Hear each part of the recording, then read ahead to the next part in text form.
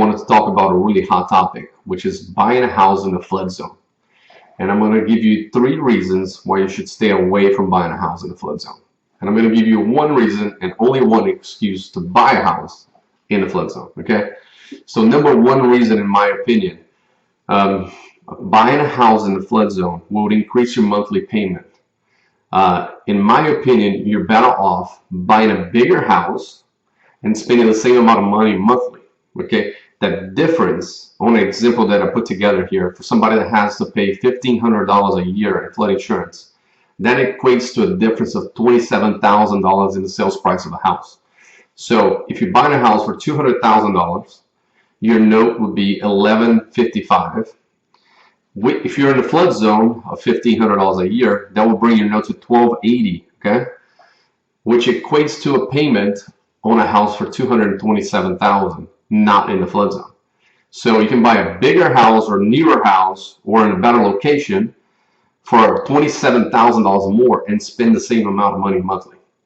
You know, the mortgage payment is divided in principal and interest, taxes, and insurance. And the really interesting part, like the good part that benefits you, is the principal part of all that. Everything else is cost of taxes, insurance, and flood insurance. So the more you can minimize the junk, you can increase the principal reduction, which means you're going to build more equity over 10 years. So that's a huge reason for me. Number 2 reason is your house is just not as marketable in a flood zone. You can ask any real estate agents to see if a house in a flood zone it sells quick. It really doesn't. When somebody's looking for a house, they make sure to ask if the house is in the flood zone or not, and they stay away from it. They don't want to see it. So you're going to shrink the demand for your house by 70 to 80%. So it's going to be way less people coming and look at your house than if you're selling a house not in the flood zone. I'm a big believer in building equity in a house. So if you're buying a house in the flood zone, you're going to have a hard time building equity. Therefore, having a hard time being financially free. When you call me in 10 years, you're not going to have $100,000 in equity in the house. You're going to have less. So that's probably the biggest reason why you should stay away from the flood zone. Okay. Number 3, and a huge reason, especially for people that are in areas that were rezoned recently, your equity could be wiped out by 1 FEMA meeting. If you're in the flood zone X, they could rezone it and turn it into a different zone. And now you're required to have flood insurance, therefore taking the marketability off your house and your equity flying away from your pocket. And it's totally out of control. There's an area in Broussard that happened.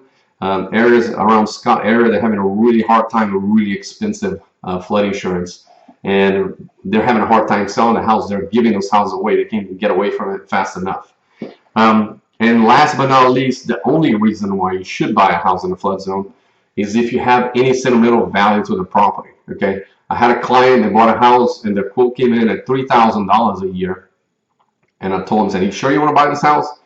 And he said, "Man, my mother-in-law lives less than a quarter of a mile away. She watches our kids during the day. My wife wants to be close to her mom. You know, you just want to be in that specific area." So if that's the case for you, then take all the financial reasons I'm giving you and throw it out the window, and you have sentimental value to the property. Some could be somewhere you grew up living, or you just want to be there, and then you scratch everything I said and go ahead and be happy and buy the house. All right, I hope you enjoyed this tip. Have a great day.